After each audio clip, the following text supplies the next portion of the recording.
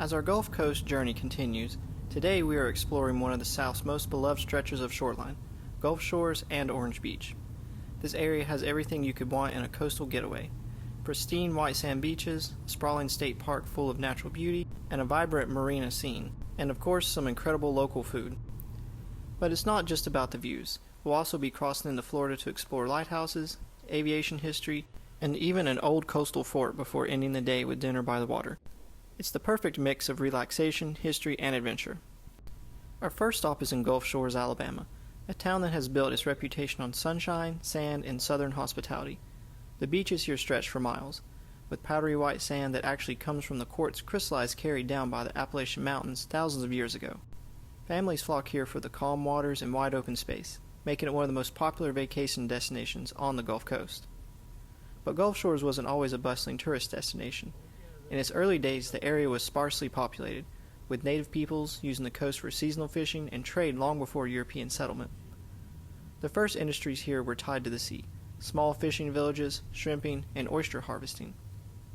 By the early 20th century, lodging and turpentine operations also took root, using the region's pine forests to fuel the local economies.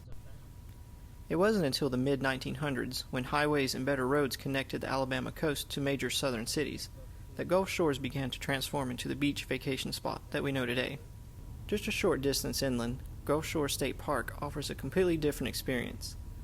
Covering more than 6,000 acres, the park is filled with trails for biking and hiking, freshwater lakes for fishing, and boardwalks that wind through the marshes and dunes.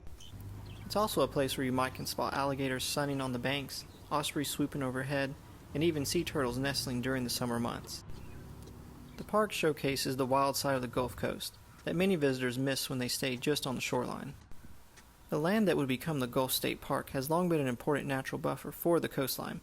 In the early 20th century, conservationists began recognizing the need to protect large stretches of Alabama's fragile dunes and wetlands. The park was officially established in 1939, during the New Deal era, as part of a nationwide movement to create spaces for both recreation and environmental preservation. Over the decades, it has grown into one of the most significant coastal parks in the Southeast. What makes Gulf State Park unique is its role in both recreational hub and a conservational success story. After Hurricane Ivan devastated much of the park in 2004, a massive restoration project was launched, rebuilding facilities that were also prioritizing ecological health. The park now serves as a model for sustainable tourism, with eco-friendly lodges, restored dune systems, and educational programs that teach visitors about the Gulf's delicate ecosystems. In many ways, Gulf State Park is not just a retreat, but a reminder of how humans and nature can coexist when care is taken to protect the land. Historically, Orange Beach grew up around the fishing industry. Before tourism reshaped the coastline, generations of families made their living from the Gulf, harvesting red snapper, grouper, and shrimp. The waters off Orange Beach were particularly prized for sport fishing, and by the 1950s, the town had become famous as a top destination for deep-sea fishing in the South. Next, we head east to Orange Beach. While Gulf Shores has a laid-back, family feel, Orange Beach adds that lively energy with its marinas, waterfront restaurants, and music venues. This is the boating capital of Alabama's coast, with everything from charting fishing trips to dolphin cruises heading out daily. It's also where you'll find the Wharf, a popular entertainment district with shops, dining, and even a Ferris wheel that lights up the night sky. The town's name itself reflects its agricultural roots. Before large-scale tourism, groves of Satsuma oranges and other citrus fruits thrived in the mild coastal climate. While the orchards are mostly gone today, the name Orange Beach serves as a reminder of those early farming days. Like Gulf Shores, Orange Beach has weathered hurricanes and booms in development, but it has always held on to its maritime character. The combination of fishing heritage, coastal dining, and lively nightlife make it an essential stop on any Gulf Coast journey. Our next stop takes us to the Pensacola Lighthouse, one of the most striking historic landmarks on the Gulf Coast. Built in 1859, the lighthouse has guided ships into Pensacola Bay for more than 160 years. Rising 150 feet above the water, its powerful beam reaches nearly 30 miles offshore, helping mariners safely navigate the busy Gulf waters and the dangerous sandbars that lurk near the entrance to the bay. The lighthouse replaced an earlier, shorter structure built in 1824, which had proven inadequate for guiding larger vessels. This new tower was constructed on higher ground, and fitted with a more advanced Fresnel lens, a major technological leap at the time. The improvement gave Pensacola one of the most reliable navigation lights along the Gulf Coast, reinforcing its importance as a naval and commercial port. During the Civil War, the lighthouse became a strategic prize.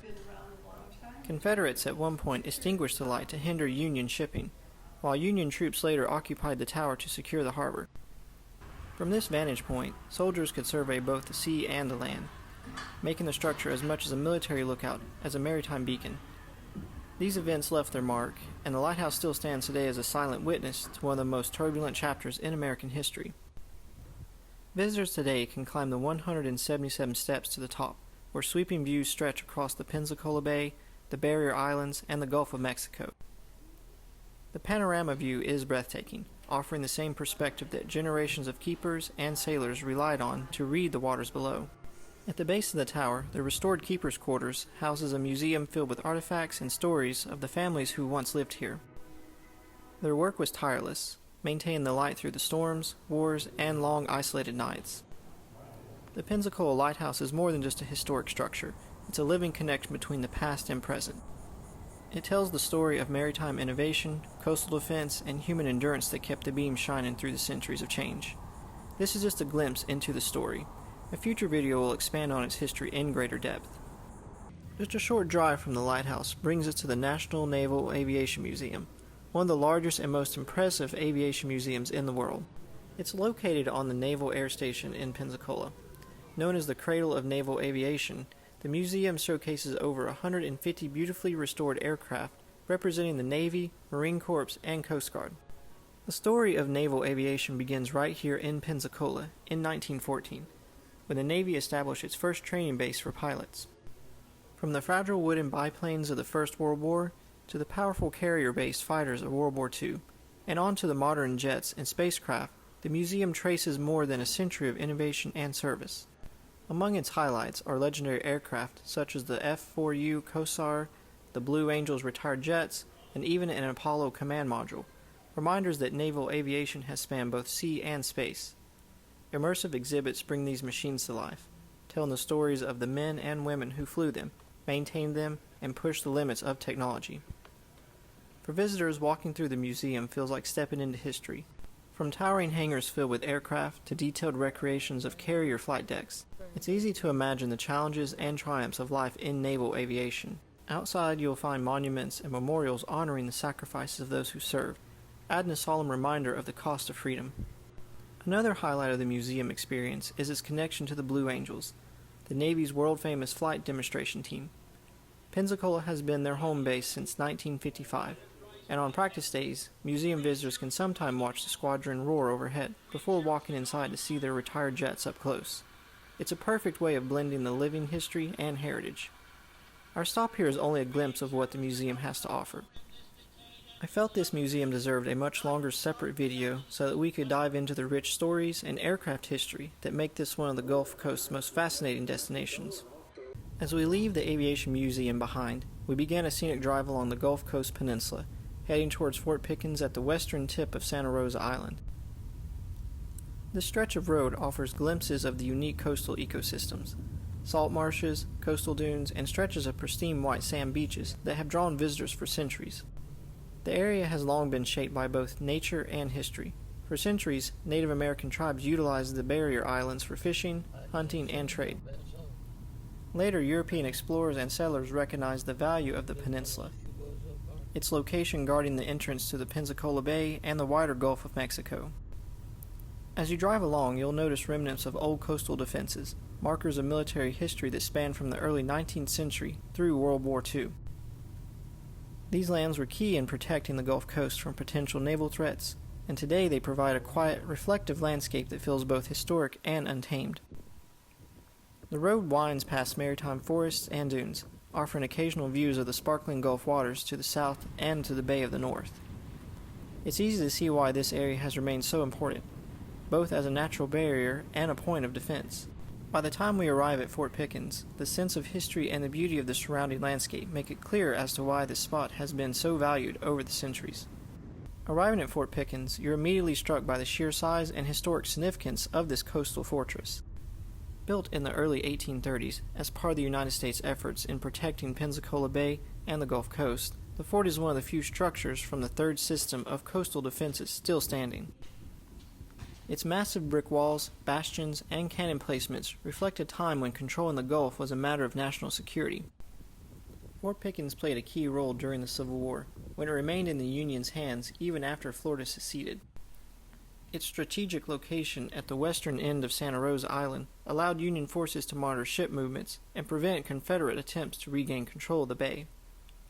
Beyond the war, the fort continued to serve as a military post through World War II, adapting to evolving technologies and defense strategies over more than a century. Today, visitors can walk along the historic ramparts, explore the barracks, and imagine the lives of the soldiers stationed here, enduring the storms, isolation, and the constant responsibility of guarding the coastline. From its elevated positions, you can also get sweeping views of the surrounding Gulf waters, barrier islands, and coastal wetlands, connecting the fort's past purpose with the natural beauty that makes this area so special. Fort Pickens is not just a military relic. It's a window into the Gulf Coast's layered history, from early American defense to modern conservation efforts, all preserved within the Gulf Island's national seashore. It's a place where history and landscape meet, giving a glimpse into the challenges, strategies, and stories that shape the region. This is just an overview of what Fort Pickens has to offer.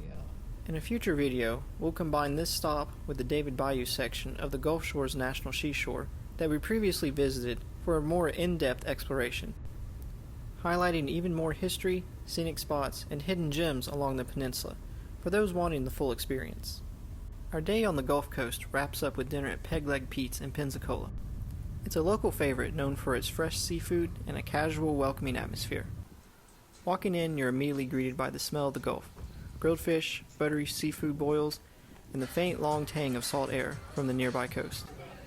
The interior is fun and laid back, filled with nautical decor and memorabilia that gives a nod to the area's fishing and maritime heritage. For dinner, we got a combo platter of Gulf shrimp, oysters, bay scallops, and grouper that was very generous with the portions. We also had to try the bread pudding to wrap up the evening. It's not just the food that makes Peg Leg Pete's special, it's the atmosphere. You can hear the laughter of families, the clinking of glasses, and the soft hum of the conversation, making it a perfect spot to relax after a long day of exploring. And that wraps up our day exploring the Gulf Shores and the surrounding areas. From the sandy shores and natural beauty of the Gulf Shores State Park, to the history and views at Fort Pickens, and a quick stop at the Pensacola Lighthouse, all while finishing up with a delicious meal at Peg Leg Pete's. The Gulf Coast is truly a mix of scenic landscapes, rich history, and local favors, and today gave us a glimpse of everything this region has to offer. Be sure to join us next time as we continue our journeys, discovering even more hidden gems and adventures. Thanks for watching.